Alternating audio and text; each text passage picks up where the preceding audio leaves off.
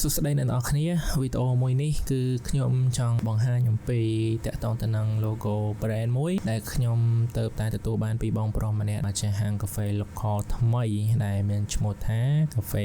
494 ហើយគាត់ក៏បានតាក់ទងមកខ្ញុំដើម្បីជួយធ្វើ logo មួយសម្រាប់ brand របស់គាត់គឺចង់បានឈ្មោះ494ដែលតំណាងឲ្យ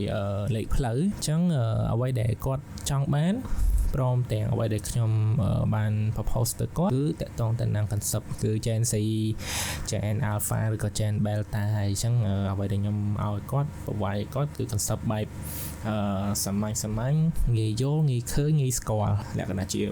symbol font តែម្ដងសម្រាប់បង្កើត branding នេះឡើងសម្រាប់ logo មួយនេះដែរគឺខ្ញុំបាន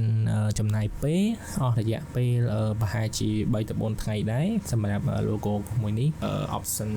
ទី2ដែលជា option ខ្ញុំបានដាក់នៅលើ screen នេះដូច្នេះបងប្អូនគិតថា brand មួយនេះយ៉ាងម៉េចដែរពេលពួកគាត់ ready ក្នុងការបើកហាងឬក៏ soft opening ហើយចាំខ្ញុំធ្វើវីដេអូ visit ទៅកន្លែងគាត់ដើម្បីធ្វើជា vlog ជូនអ្នកទាំងអស់គ្នាទស្សនា